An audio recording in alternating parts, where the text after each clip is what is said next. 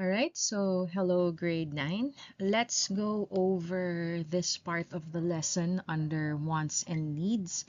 These are the factors that change our needs or ano yung mga salik na nakakapagpabago sa ating mga pangangailangan. Okay, so the first one is education. Ayan po, no? The basic needs of man will differ according to his or her educational attainment. Those with higher education may have greater needs compared to those who have not yet been able to finish their schooling. Ayan, for example then, let's say, ang pangangailangan ng isang high school student ay different dun sa pangangailangan, for example, ng preschool student. Ang preschool student, for example, ang kailangan niyang pencil ay yung makapal na pencil, yung pilog, yung I think kulay blue yata yon or medyo yung makapal na yellow. Samantalang ang ginagamit ng high schoolers would be more of ball pen.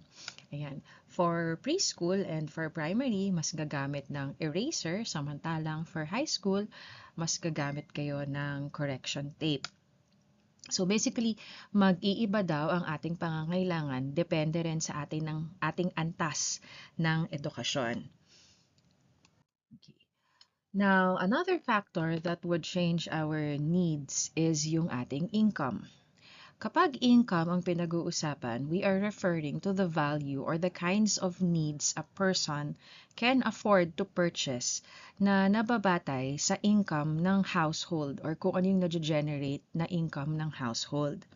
Ayan, for example, mas nagbibigay tayo ng emphasis sa ating basic needs before we purchase anything else.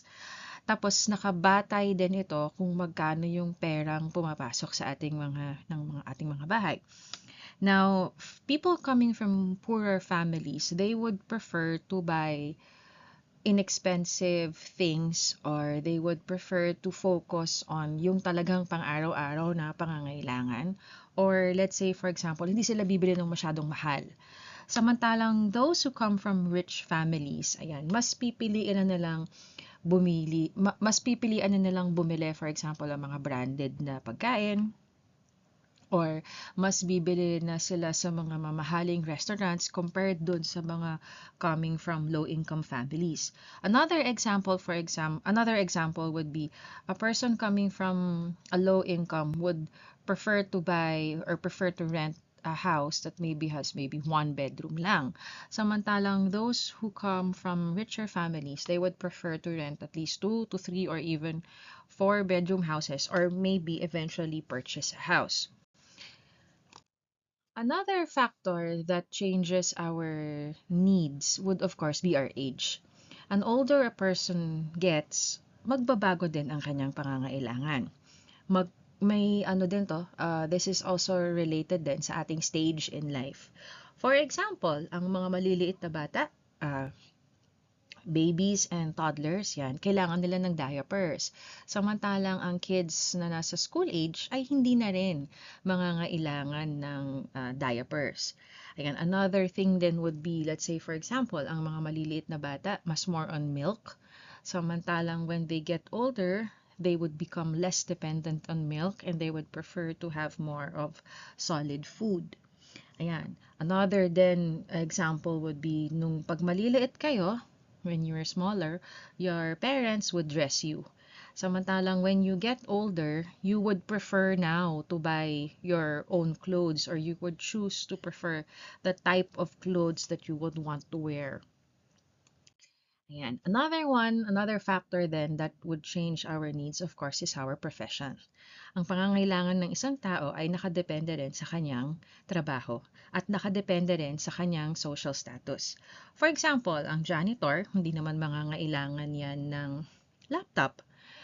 Pero ang doktor, mangangailangan ng laptop. Mas kakailanganin ng janitor, for example, ang vacuum at ang doctor, hindi naman masyadong mangangailangan ng vacuum.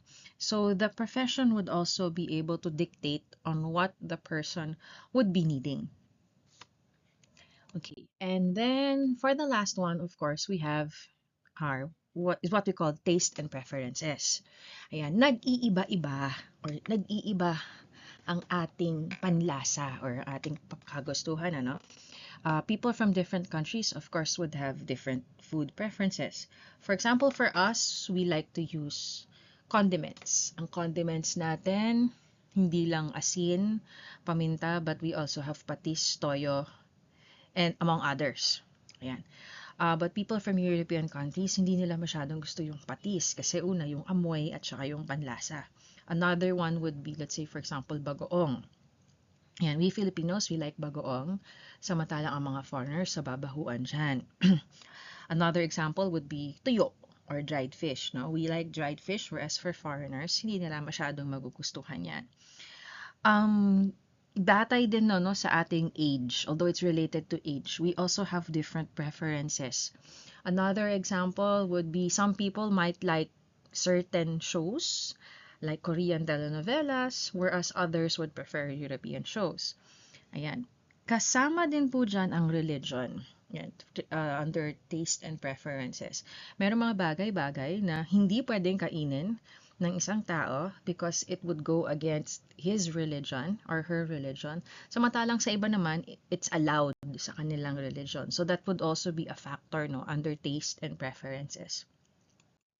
Let's go back again. Ano po ulit yung 5 na factors that would change our needs? First we have is education. Second is income.